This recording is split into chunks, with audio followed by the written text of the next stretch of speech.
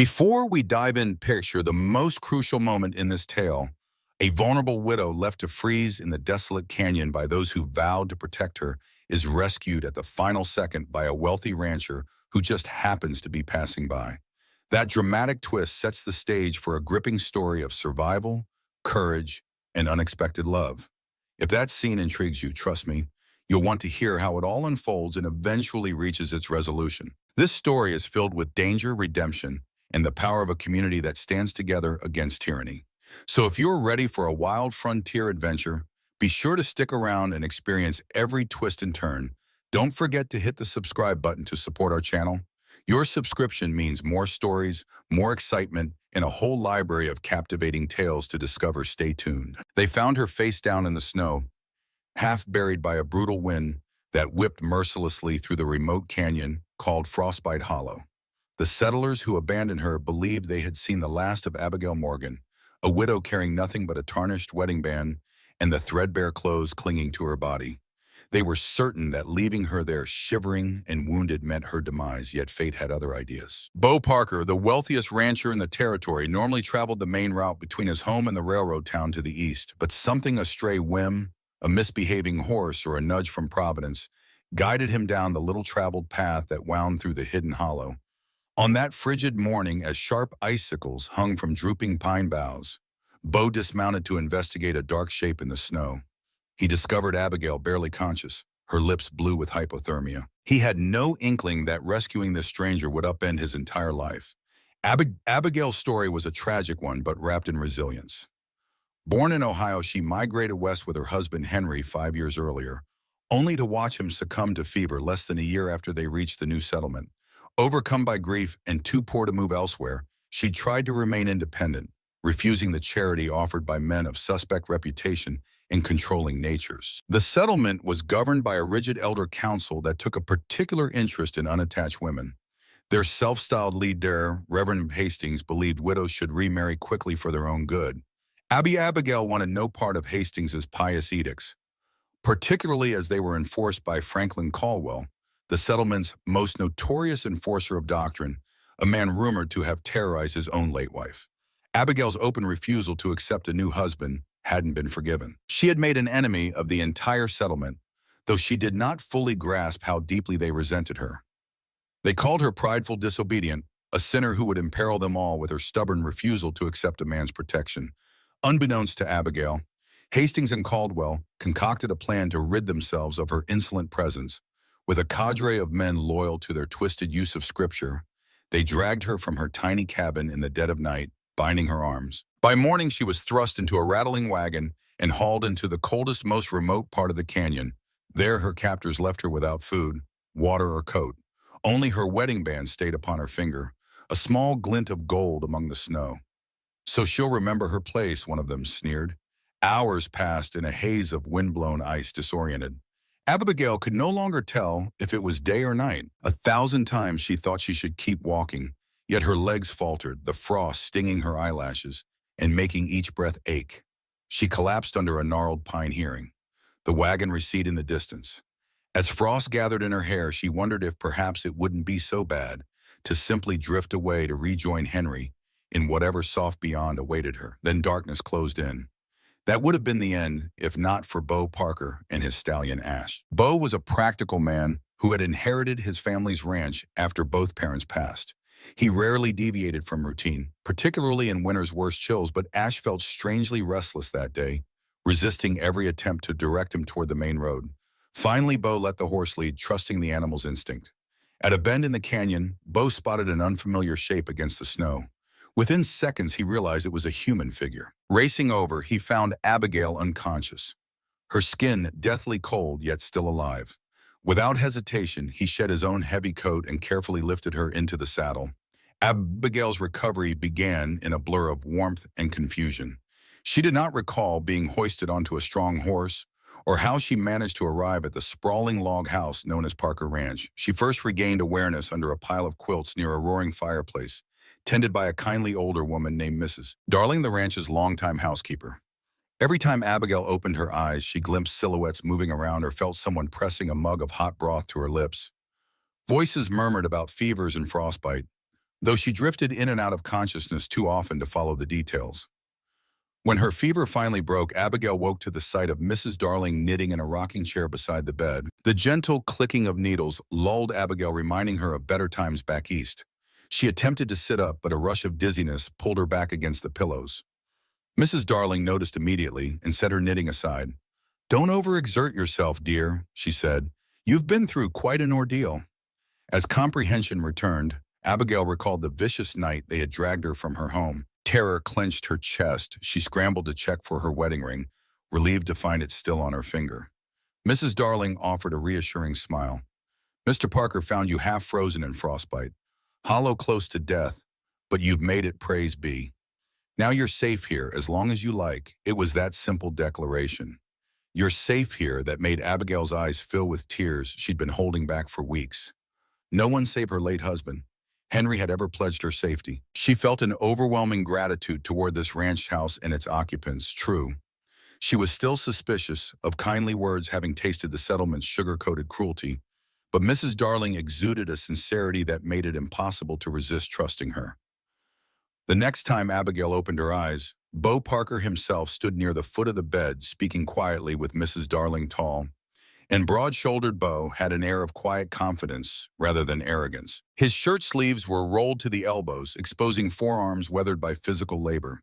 Despite the ranch's wealth, it seemed Bo contributed to chores firsthand. When he noticed she was awake, he inclined his head politely. "Glad to see you on the mend." "Miss," he trailed off, not knowing her full name. "Abigail Morgan," she managed, voice hoarse. "Thank you for saving my life." Darling fussed with another quilt. "That's enough talking for now, dear. You need rest. Let Mr. Parker handle anything that needs handling." But Abigail shook her head, mustering her fortitude. "I owe you an explanation," she said, turning her gaze toward Bo. She explained how Reverend Hastings ruled the settlement, how Franklin Caldwell enforced his will, how they left her for dead because she refused Caldwell's proposal. Each sentence poured out in halting fragments.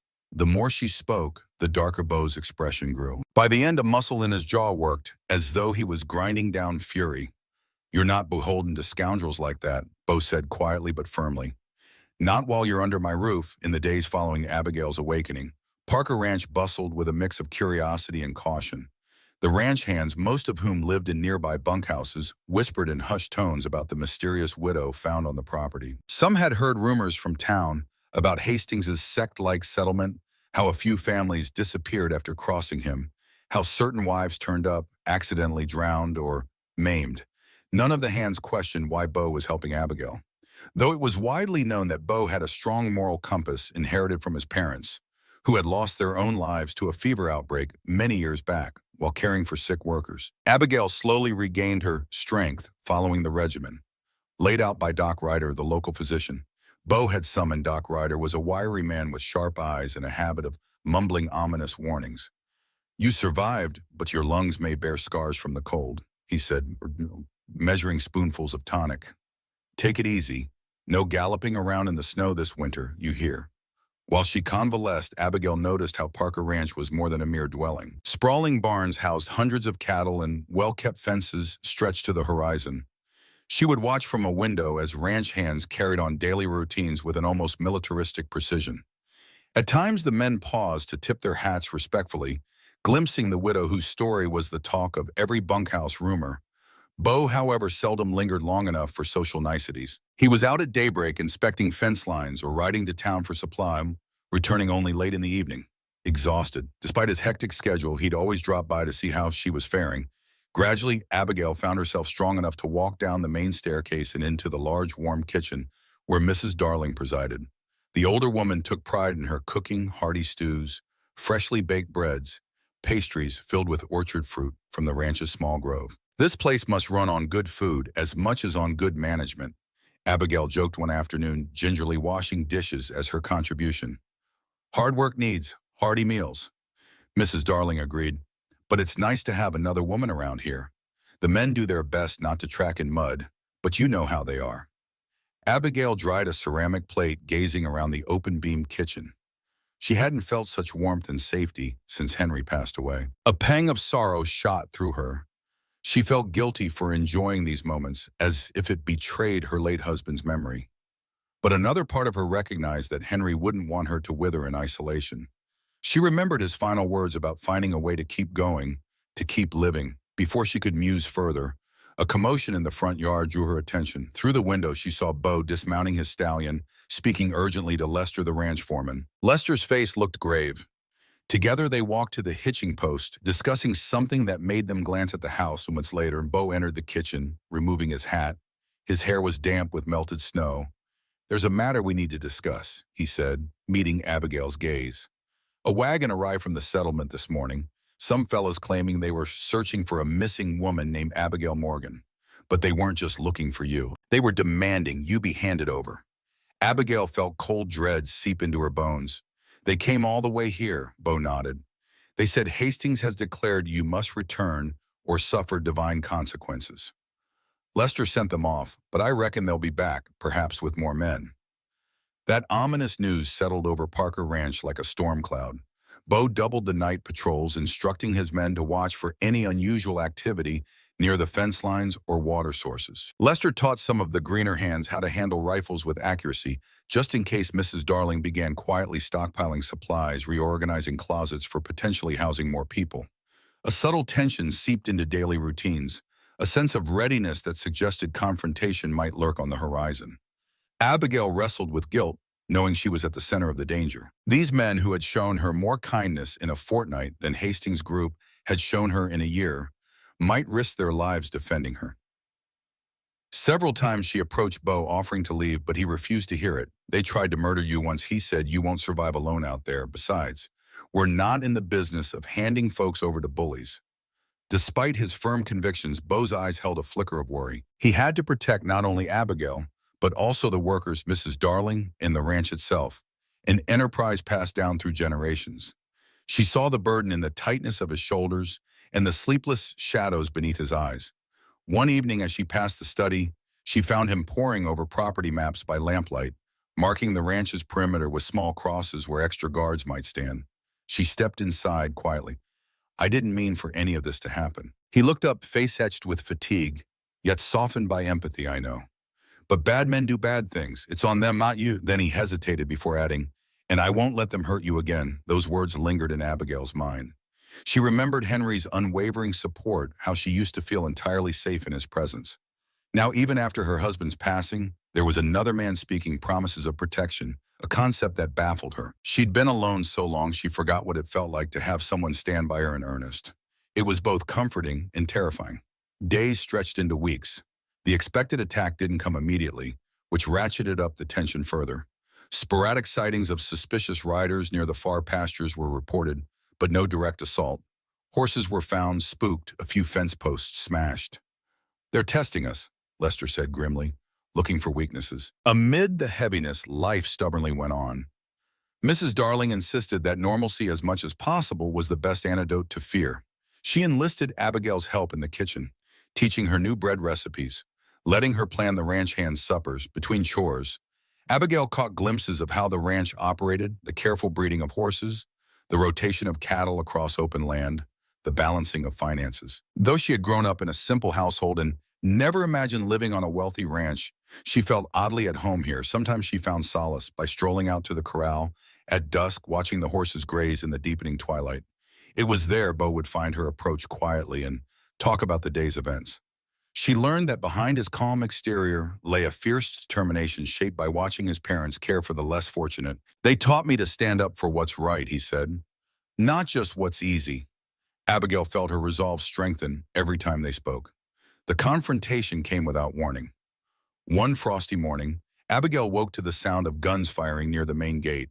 Shouts echoed across the yard, and the heavy tramp of boots on the porch signaled a sudden escalation. Throwing on a shawl, she rushed downstairs to find Bo striding in from outside, dusted with snow, rifle in hand. Mrs. Darling was at his side, eyes fierce. Caldwell showed up with half a dozen men. Bo said, voice tight, "They demanded I hand you over. When I refused, they fired a warning shot. Lester and a few hands returned fire to make them back off. Seems they're regrouping near the stand of pines, deciding what to do next." Abigail's heart hammered. She recalled Franklin Caldwell's malevolent gaze, how he exuded confidence bolstered by Hastings' so-called biblical authority. Bo directed her to stay in the house, but she refused. "I won't hide while others fight my battles," she said, her voice trembling yet resolute. "Show me where I can help," Mrs. Darling, who was already loading a small revolver, gave Abigail a nod of approval. "I've been telling him the same thing. Some of us women can shoot just as true, especially when given reason." Outside, the ranch hands had taken positions behind crates, bales of hay, or the corral fence. The morning sky lightened enough to reveal Caldwell's group lingering at the far edge of the property. Evidently surprised the ranch was so prepared, the tension thickened as Bo attempted a parley, stepping forward on the porch to call out. He announced that the local marshal, Marshal Garrison, was aware of the threats. "You won't get away with it," Bo warned. "If you want to talk, do so peacefully." Caldwell emerged from behind the trees shouting scripture-laced condemnations. He claimed Abigail was a sinner who had spurned the righteous path of remarriage, thus dooming the settlement to divine wrath. "Turn her over or face the Lord's punishment," he yelled, "and your own." The twisted logic made Abigail's stomach churn. She'd watched men like Caldwell interpret religion as a bludgeon to keep women in line. Summoning her courage, she stepped onto the porch beside Bo. "There's no God who'd sanction leaving a defenseless woman to die in the snow," she called out, voice echoing in the crystalline morning air. "That was your choice, Caldwell, not heaven's." Her challenge caused a stir among Caldwell's men. Some shifted uneasily, eyes darting away. If they'd been led to believe Abigail was a mewling coward, they now saw otherwise. Caldwell's furious reply came in the form of a bullet that whistled past the porch. Immediately, the ranch hands retaliated. Shots rang out across the yard. The ensuing firefight lasted mere minutes but felt like hours, hiding behind an upturned trough. Abigail fired at shapes in the distance, missing most of her shots. Nevertheless, she realized she was actually aiming at men who sought her death. She reminded herself that if they succeeded, no one else's safety was guaranteed. Hearing a cry from one of Bo's men, she glimpsed a ranch hand wounded in the leg as Mrs. Darling knelt beside him, stanching the bleeding with a ripped cloth. Before either side could gain a clear advantage, a shrill whistle split the air. Horses thundered into view bearing uniformed men with gleaming badges. Marshal Garrison had arrived with a posse. Caldwell and his cohorts, clearly not wanting a direct confrontation with official lawmen, mounted hastily and retreated. In minutes, they vanished into the trees, leaving the ranch battered but intact. Marshal Garrison, a tall man with a sun-beaten face and unwavering gaze, dismounted near the porch and surveyed the aftermath. Bo thanked him for the timely intervention, though Garrison shook his head grimly. "They're not done," the lawman warned. "Hastings and Caldwell always find ways to justify violence in the name of their twisted dogma.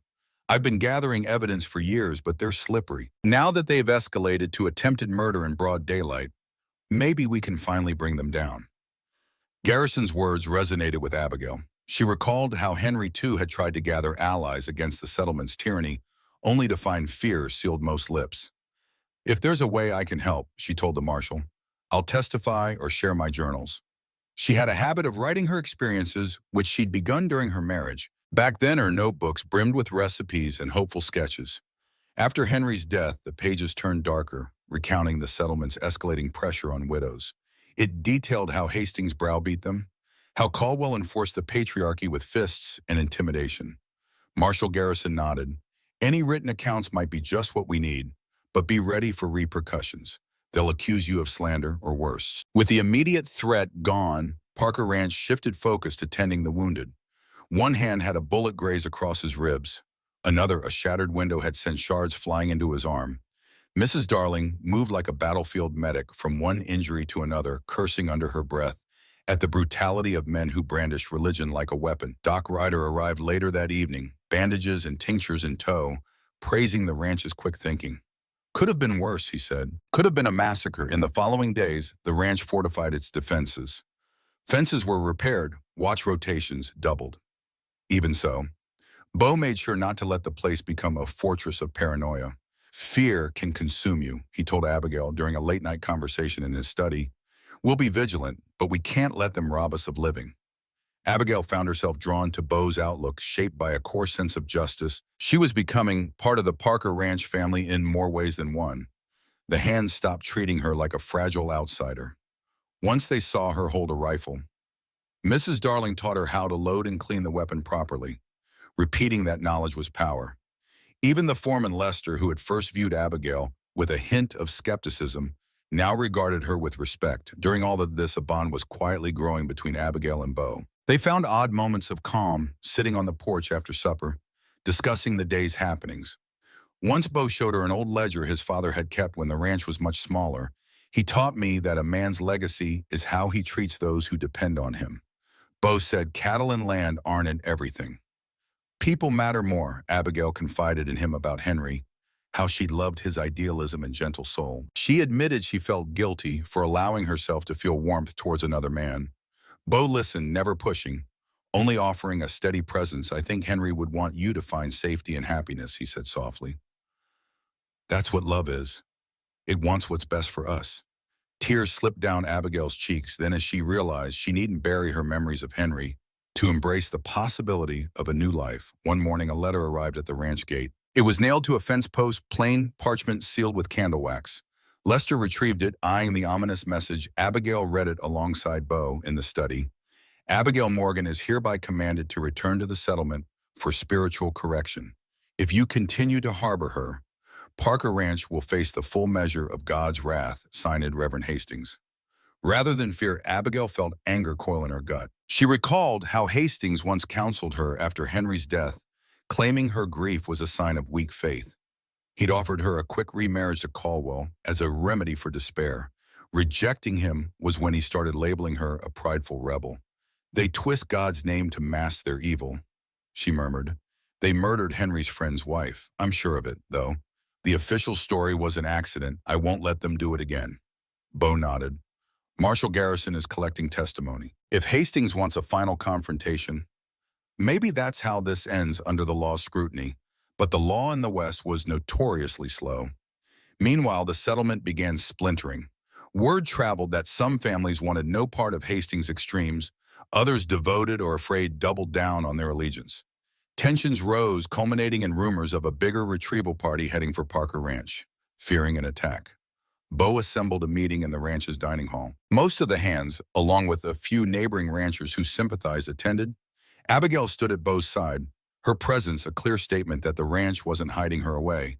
Hastings and Caldwell have gone too far, Bo told them, and they threatened not just Abigail, but every man, woman, or child who dares think differently. We won't surrender her. But it's your choice if you stay or leave. No one will be judged either way. Not a single person chose to leave. Loyalty ran thick at Parker Ranch, and the code of the frontier insisted on standing up against bullies. A plan took shape. They would fortify the ranch and rely on Marshal Garrison's legal authority if possible. If Hastings' men came first, the ranch would defend itself. As final preparations were made, Abigail marveled at this collective bravery. Men sharpened fence posts into pikes, set up vantage points on rooftops, and stored extra water barrels near barns in case of fires. The women prepared bandages and food. The children temporarily moved to a safer neighboring property, left behind a hush that lent a solemn air to the ranch. Yet in the midst of it all, she noticed small acts of kindness, a ranch hand offering another, a cup of hot coffee, a neighbor helping Mrs. Darling carry sacks of flour.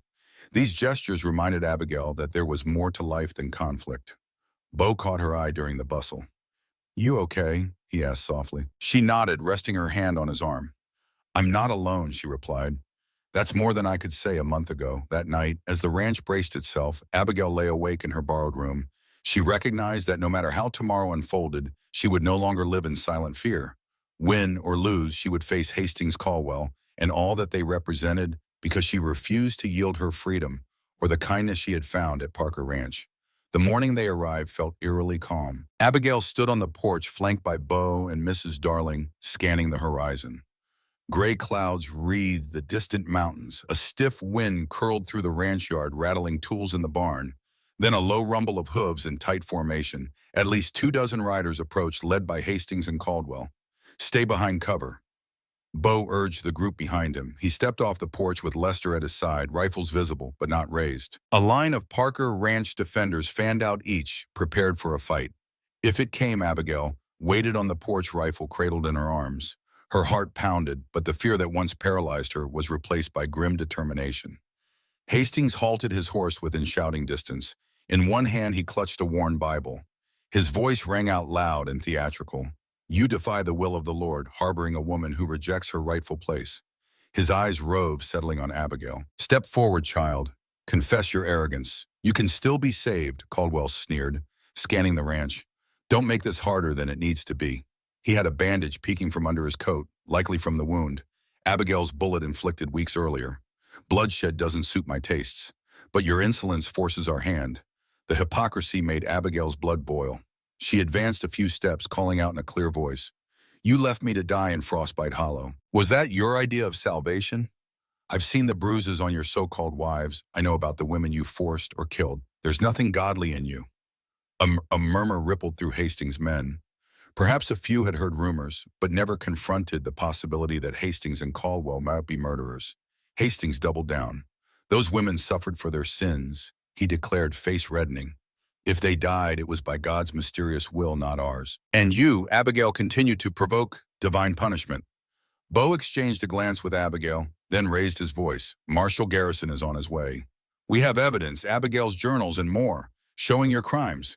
If you don't disperse and face lawful judgment, you'll be hunted as criminals." Caldwell spat in the dust.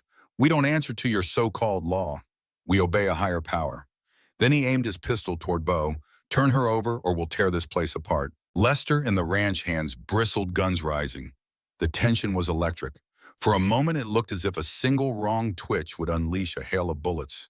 Hastings' men seemed fueled by twisted fervor, ready to fight to the last if their leaders demanded it. Abigail took a breath, recollecting every injustice she had suffered. She thought of Henry's death, the settlement's cruelty, the battered wives who had died mysteriously. Before Hastings could spout another twisted sermon, she shouted, "I won't go with you. You're the ones who twist faith into a weapon. If you intend to kill me, come try." That challenge shattered the standoff. Caldwell fired, a shot rang out, missing Bo by inches. Parker Ranch responded in kind. Gunfire erupted like thunder. Horses reared, men shouted. Abigail darted behind the water troughs, returning shots at looming figures. She saw Hastings brandishing a revolver, his Bible now stuffed in his saddlebag. She watched Caldwell's face twist in rage as he realized the ranch wasn't folding before him. Amid the cacophony of the shootout, Abigail glimpsed Mrs. Darling shielding a wounded ranch hand, pressing her revolver forward to ward off any attacker. Lester crouched behind a fence, methodically picking off the settlement's riders who charged the yard. Bo moved like a seasoned soldier, firing, then ducking for cover, issuing quick commands to keep their line intact. Abigail herself trembled from adrenaline, but she kept her rifle raised, scanning for clear shots. She nearly dropped it when a bullet splintered the wagon wheel behind her, throwing wood chips into her face. She blinked away dust and steadied her aim again. A form loomed on horseback, Caldwell hate burning in his eyes. He spotted her and spurred his horse forward, pistol extended. She fired, feeling the jolt slam into her shoulder. Caldwell's horse jerked, rearing up and pitching him to the ground. He landed hard, losing grip on his gun. Abigail scrambled up, heart pounding.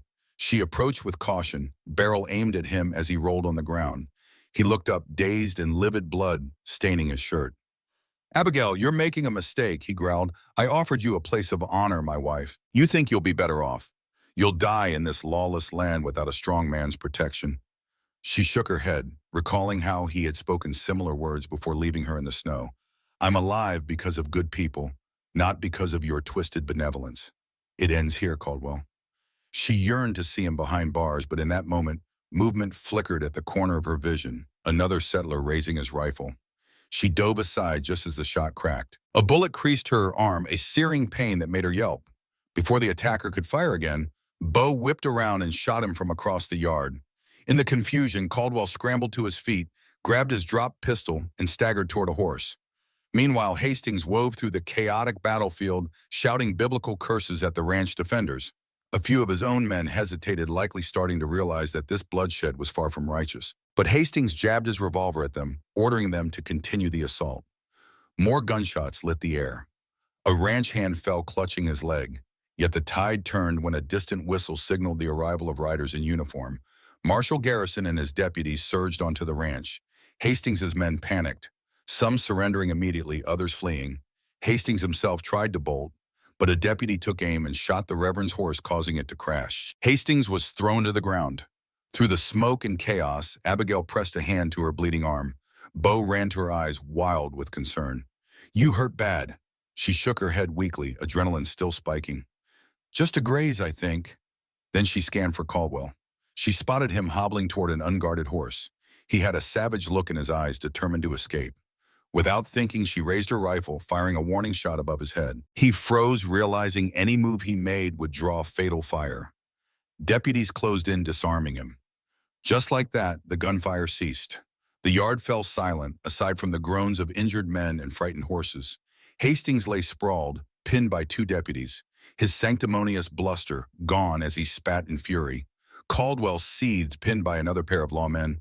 Marshal Garrison examined the scene with solemnity, removing his hat. We've enough testimony and evidence now. They'll both answer for what they did in a court of law. This time, Bo supported Abigail's weight as her arm throbbed. The ranch had held its ground. They'd won weeks past as Parker Ranch tended its wounded and rebuilt. The damage from the shootout had left bullet holes in barn doors and shattered windows in the main house. One corral fence had to be reconstructed entirely. Lester organized the men, and even a few neighbors came to help in solidarity. Marshal Garrison oversaw the arrest of Hastings Caldwell and their closest followers, charging them with conspiracy to commit murder, kidnapping, and more. As word spread, other victims came forward. Widows, children, men who lost loved ones under accidental circumstances. A wave of testimonies overwhelmed the local court. Eventually, federal law officers arrived to ensure a fair trial away from Hastings' sphere of influence. The settlement's grip fractured beyond repair. Many families, finally free of fear, reorganized under a different leadership that emphasized mutual respect rather than strict hierarchy. The ranch offered refuge to some who had nowhere else to go. Mrs. Darling bustled about preparing extra rooms in the bunkhouses, turning them into makeshift dormitories. We won't turn away people in need, she insisted. Lester and the ranch hands assisted kindly, though they joked good-naturedly about losing their bunkhouse privacy. During this transitional time, Abigail found herself journaling more than ever.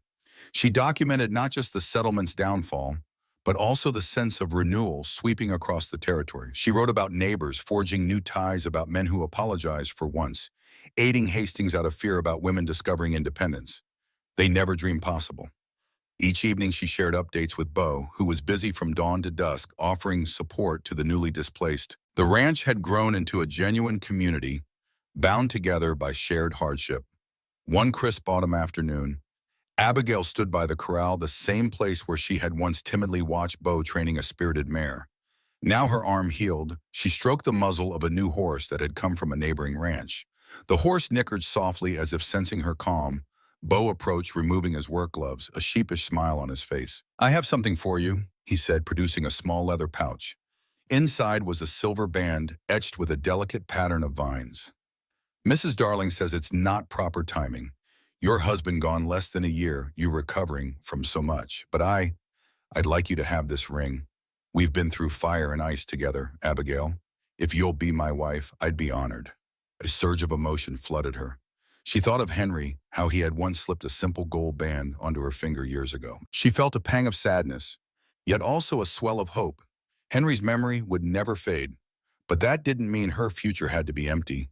Tears welled, but they were tears of gratitude rather than sorrow.